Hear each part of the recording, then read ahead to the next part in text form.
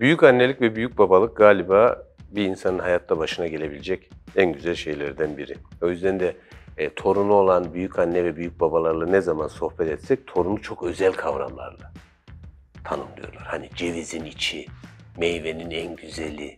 Şimdi aslında tanımaya başladık babalığımızı ya da anneliğimizi gibi kavramlar görüyoruz. Ama bu kuşaklar arası çatışmanın içinde bir yere oturduğunda çoğunlukla kendi çocuklarıyla torunları hakkında kavga ederken onları yakalıyoruz. Bu da hayatta yaşayabilecekleri en güzel deneyimi çocuklarıyla tartıştıkları bir zemin olarak tutmaya yol açıyor.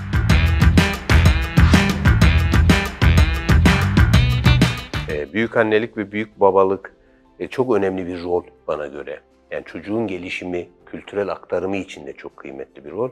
Ama günümüz kent yaşamı içinde bir çatışma alanına dönüşmüş durumda. Burayı biraz netleştirmek isterim. Birincisi şu, kırsal toplumlarda büyük annelik ve büyük babalık onların yaşları ve toplum içerisindeki saygınlıkları dolayısıyla çok güçlü bir pozisyondur.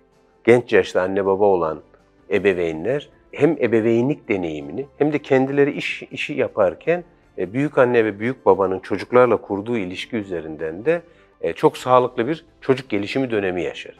O yüzden de büyük anne ve büyük babayla büyüyen çocukları genelde mutlu hatırlarız.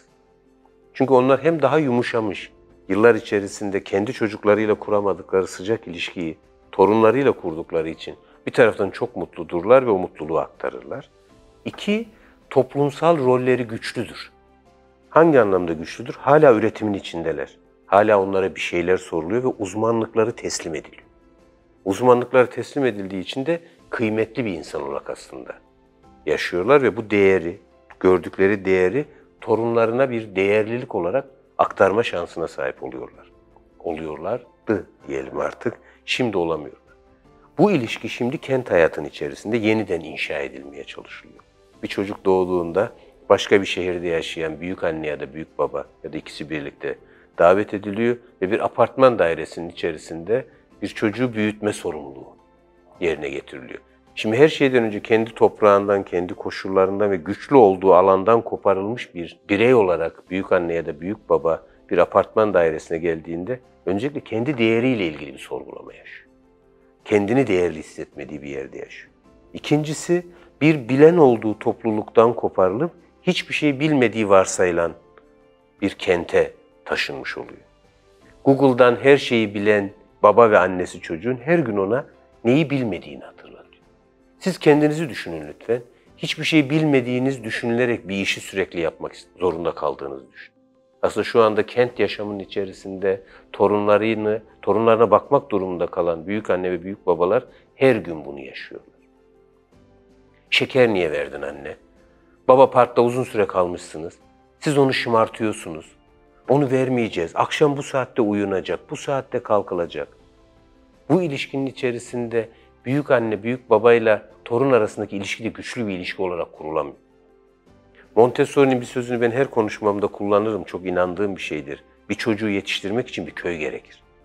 O bir köy gerekirdeki kavram, köyden büyük anneyi, büyük babayı getirmek değil aslında. Orada bir ilişkiler bütünü var. O ilişkiler bütününün içerisinde de çocuk çok doğru bir yer buluyor aslında. Sağlıklı bir birey olarak eklemleniyor. Büyük anne, büyük baba kendi hayatını yaşarken çocuk da o hayata eklemleniyor ve keyifle ona dahil olmaya başlıyor. Ama kent yaşamının içerisinde bu ne yazık ki aynı şekilde gerçekleşmiyor. Büyük anne babalığa giriş 101 diye bir ders tasarlamaya karar verdim. Bu büyük sıkıntıyı gördüğüm için. Çünkü hem bizler babalarımızla, annelerimizle çocuğumuza bakımı konusunda aynı ilkelere sahip değiliz.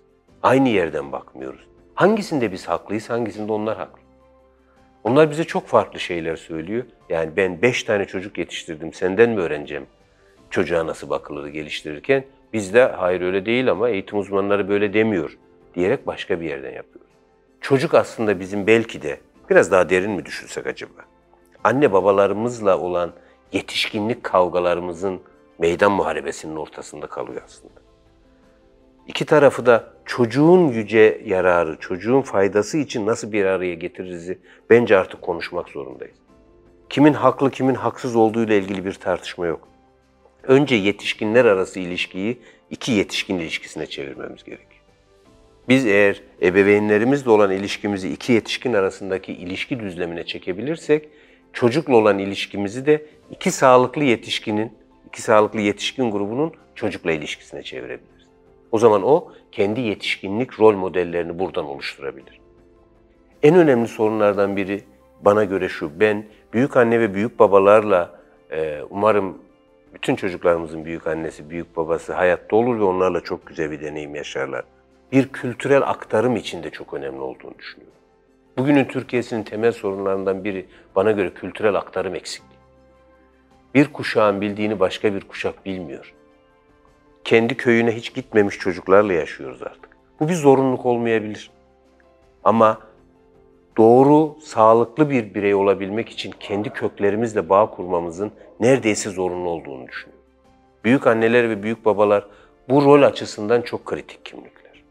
Ama buradan eğer izliyorlarsa büyük anne, büyük babalara da bir şey söylemek zorundayım. Biz de orada çocuğumuzla ve torunumuzla kurduğumuz ilişkide nerede durup durmamamız gerektiğiyle ilgili daha dikkatli davranabiliriz. Bunun için öğrenmeye açık olmak önemli. Yaşımız her şeyi bildiğimiz anlamına gelmiyor. Çok şeyi bildiğimizi gösterir ama her şeyi bildiğimiz anlamına gelmiyor. Bu yepyeni bir ilişki. İlk kez torun sahibi olduğumuzda, ilk kez çocuk sahibi olduğumuz anı düşünelim. O hiçbir şeyi bilmediğimiz an.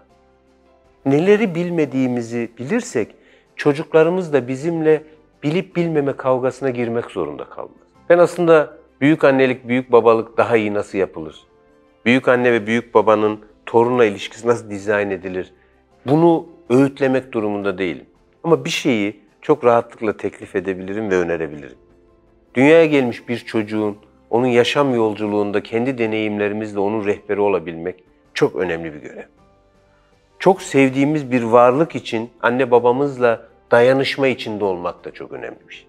O yüzden açık iletişimle, birbirimizi dinleyerek ve birbirimizden öğrenerek, her şeyi ben biliyorum noktasındaki ebeveyn çocuk çatışmanızı toruna transfer etmemenizi öneriyorum. Torun bizim ebeveynliğimizi sağlıklı hale getirmek için de büyük fırsatımız olabilir. Buna öğrenmeye açık olursak, ilişkiye açık olursak emin olun bunun en büyük faydasını sizlerden çok, o çok sevdiğiniz çocuğunuz ya da torununuz görecek.